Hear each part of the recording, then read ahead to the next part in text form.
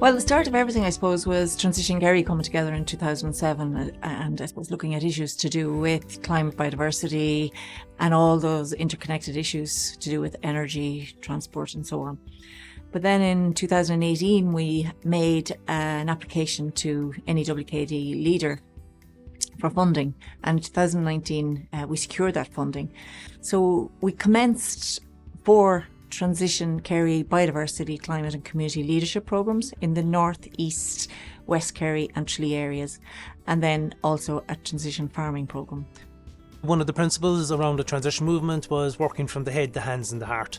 So thinking logically about what was happening around you, accessing and looking at as much information as you possibly can, then turning around and looking at that from a point of view with an open heart and thinking about what's best about the decisions and the challenges that are there.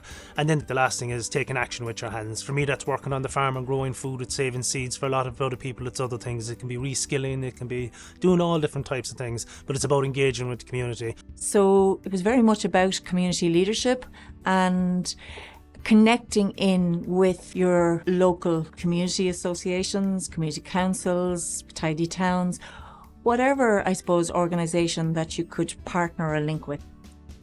When we approached people to join the course or the programme, they were like, I'm not a leader, I'm not, we were like, but you're in tidy towns and you're active in your community, that is leadership. They know who does what in the community, they know what field gets wet, what river floods. In a way, we were coming to support them and maybe connect them with other communities so they didn't feel so on their own. And some people are good at chatting, some people are good at planting, some people are good at social media. But it's that web, again, no one could be all those things anyway, that's too much for anyone to carry. So when you have all those people with all those skills coming together, and in a way, maybe that's what we facilitated that.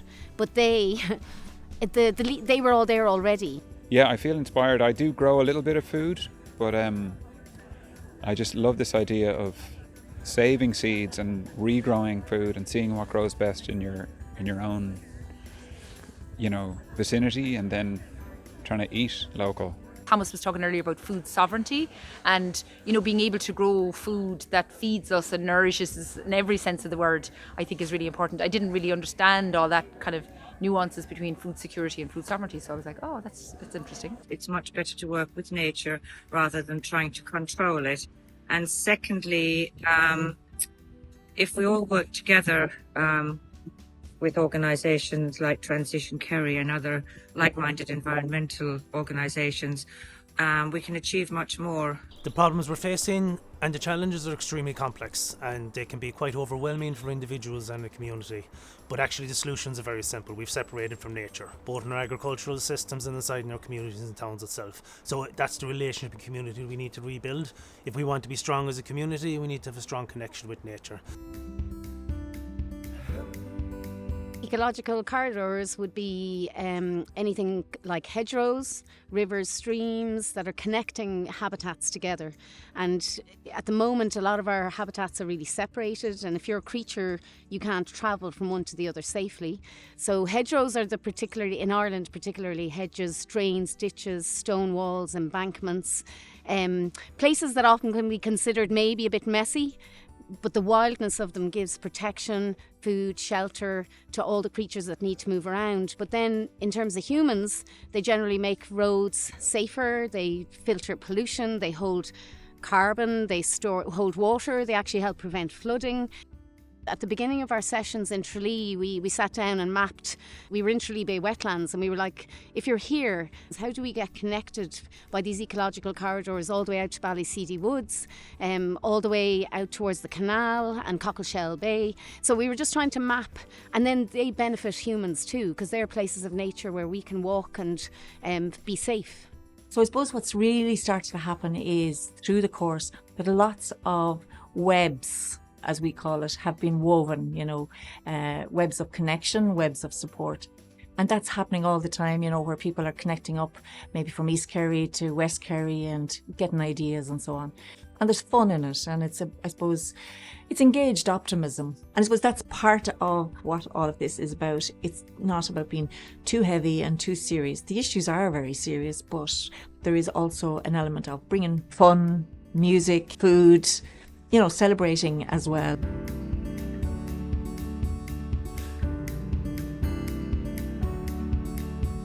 like the idea of metal. I remember my grandfather's farm years ago, metal cutting the hay and people coming together and as a community, and it really did build community when we share a task.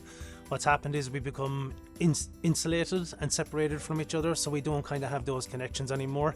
And there's a big part of us, humanity as we evolved, was a community with people and a community with our environment and within nature. So for us, the mehel was so important in terms of, first of all, people coming together. And when people came together, so one example would have been Ballyduff.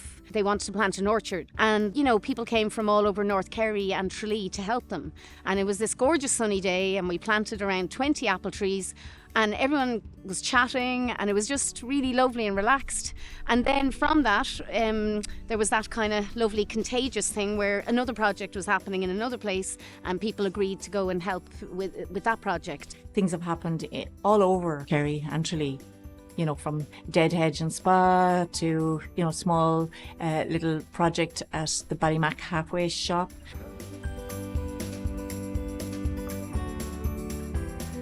Outside the Core Common building in West Kerry, a whole tree planting took place there.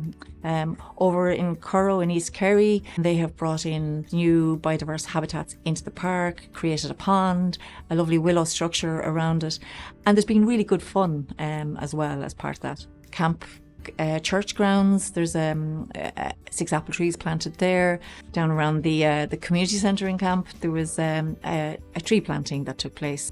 We went to the D-Shirt Gardens one morning and had a fabulous session. The project of transition farming started 3 years ago with our community and biodiversity workshops, and this one was focused specifically on farming and biodiversity. So when we ran the transition farming workshops, we had about 26 participants from different types of farms, and we exposed them things like permaculture, which is whole systems thinking. We looked at agroforestry, integrating trees back into the landscape. We looked at soil biology and the importance of soil and all the little helpers inside in that soil that can help farmers build the biology without the industrial and chemical inputs. So the climate proofing again was about building up the ecology and biology in the farm, and then creating resilient and sustainable communities within that. And we all know that our agricultural system at the moment, it isn't working. It isn't working for the customer, it isn't working for the environment, and it isn't working for the farmer. And it does leave farmers isolated. So the actual coming together and the connection and sharing the conversation of the journey, and sometimes just giving you a little bit more confidence in what you're doing, was extremely important. So until they had the confidence of coming together, understanding other people are feeling the same way, they didn't have the confidence to stand up against the professional advice that they were given. So it helps people take a step back, and it builds strength, and it fills you with hope and imagination, because you get a shared community and vision for the future.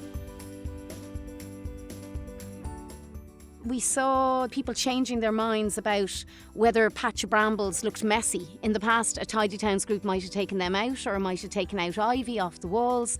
But as time went on, they realised, okay, the brambles are actually feeding pollinators like for 9 or 10 weeks of the summer, but then also feeding loads of creatures through the winter, and the same with ivy. So they started valuing plants differently, particularly nettles, brambles, all the maybe plants that in the past they were told to take out. This will go on. People have now connected.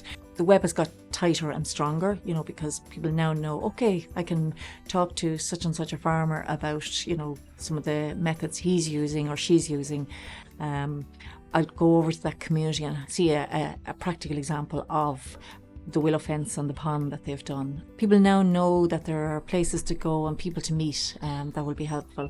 And I think there will be various, like the mushrooms, Fás Iha, popping up, people who are doing various initiatives in different communities. So, and then there's been nice collaborations, Public Participation Network have come in on board, MTU are helping in another project.